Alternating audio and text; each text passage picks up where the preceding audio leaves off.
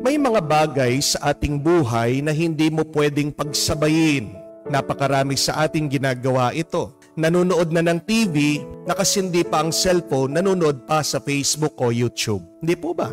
Paano mo maiintindihan ang iyong pinapanood kung sa dalawa ka nakatingin? Kung hindi ka malilito, siguradong maduduling ka. Mahirap din pagsabayin. Nag-aaral ka, may nililigawan ka. Siguradong merong isa na mapapabayaan. Mahirap din ang meron dalawang pamilya. Kung sa isa pa lang nga nahihirapan ka na, kukuha ka pa ng isang pamilya. Kung sa misis mo pa lang nga, hindi mo na siya mapasaya, kukuha ka pa ba ng isa? Sasakit ang iyong ulo. May mga bagay na hindi dapat pagsabayin. Kung gusto nating maging matagumpay sa buhay, kailangan isa lang. Bakit ang nakikipagpaligsahan o nakikipagkarera nananalo? Dahil isa lang ang kanyang tingin at tuon sa finish line. Ganyan din ang sikreto ng panalangin. Kung gusto natin na ang Diyos sagutin niya ang ating dasal, isang sikreto ay dapat isa lang ang ating ipagdasal. We should focus on one request only. Isang dasal lang, isang hiling lang.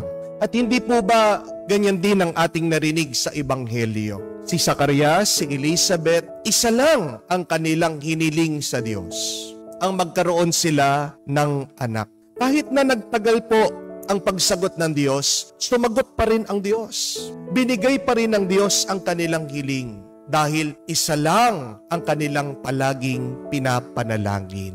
Tayo, ano yung ating mga dinadasal? Madalas, napakarami natin hinihiling sa Diyos. Ang problema minsan, dahil sa sobrang dami ng ating hinihingi, baka nagkakasalungat yung ating gusto. Halimbawa po, itong mag-asawa na pumunta sa akin, nagpapa-counsel, humihingi ng advice. Ang kanilang problema, bumabagsak na ang kanilang business, ang kanilang negosyo. Nagdadasal sila sa Diyos kung anong kailangan gawin. Sabi po nitong babae, nitong misis, Father, di na ako makatulog. Ang dami na naming utang. Gusto na naming ibenta itong negosyo. Pero sumagot naman itong lalaki, sabi niya, ako naman, Father, medyo nag-aalangan ako. I'm half-hearted. Dahil itong negosyo namin, dito kami nag-umpisa. Hiniling din namin sa Diyos ito, binigay naman niya. Pero yun lang nga, ngayon, bumabagsak na, nalulugi kami. Anong kailangan naming gawin? At sabi ko po dito sa dalawa, yan yung problema niyo. Dahil dalawa yung iyong gusto. Isa lang dapat. Kailangan magdesisyon kayo. Ano ba talaga ang gusto niyo? Manatili yung business o ibenta niyo? Kahit naman ng Diyos, pag naririnig kayo, malilito. Kaya nga, hindi pa niya maibigay kung ano yung gusto niyo. Dahil hindi malinaw kung ano ba talaga. Kailangan isa lang. At pag sigurado na kayo sa kung ano ang iyong gusto, pagtulungan niyong ipanalangin, pagtulungan niyong ipagdasal sa Diyos. Tayo, ano ba yung isang bagay na gusto nating ibigay ng Diyos? Pero, hindi lang dapat isang dasal, o hindi dapat nagkakaisa tayong nagdarasal.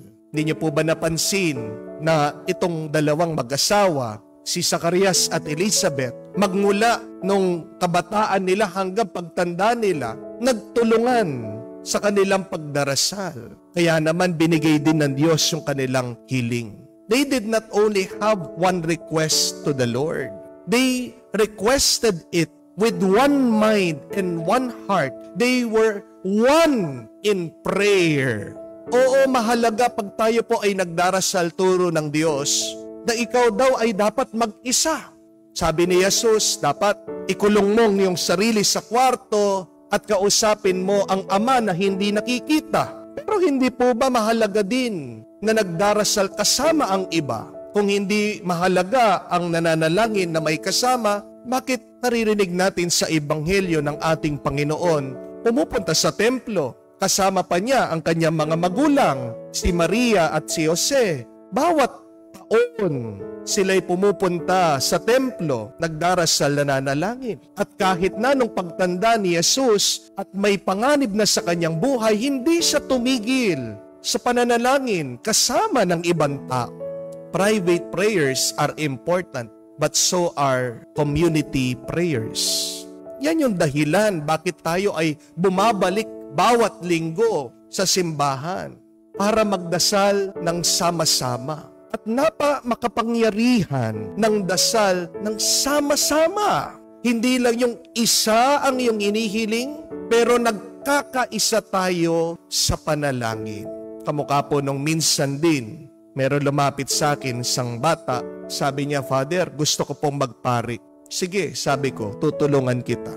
Pumunta po ng seminaryo, nag-test. Pagbalik, sabi niya, Father, final interview na po, sabi niya. Pagdasal niya po ako, pinagdasal ko po. Pagkatapos po ng interview, hinihintay namin yung resulta. Pagdating, bumagsak siya. Nagtataka ako kung ano ang problema. Ito yung kanyang ina, parating, sabi niya, Father, ako po kasi pinagdasal ko, hindi pumasa yung anak ko. Ha? Bakit? Siyempre, Father, pag pumasok sa seminaryo, ako na lang mag-isa, sabi niya. Yun pala yung problema, magkaiba ng pinagdarasal. Ano ang inyong dasal? Ano ang inyong gustong hilingin sa Diyos? Paano ipagkakaloob ng Diyos ang iyong hinihiling? Kung merong kontra, kung merong salungat sa iyong dasal. Hinihiling mo sa Diyos, Lord, sana po gumaling ako. Yung palang kamag-anak mo na may sakit ng loob sa'yo, pinagdarasal ka, sana mamatay na yan. Hindi po ba? Kaya hindi ka gumagaling dahil merong salungat sa iyong dasal. Pinagdarasal mo na magbago na yung iyong asawa, tuminuna. Pero siya, kibit-balikat, walang pakialam. Ikaw lang ang nagdarasal. Mas makapangyarihan ang dasal pag sama-sama kayong pamilya na nagdarasal. Yan po ang ating dasal at dalangin. Hindi lang ang magkaroon ng isang dasal, pero magkaisa tayo sa ating panalangin. At makikita mo ang iyong hinihiling ipagkakaloob ng Diyos.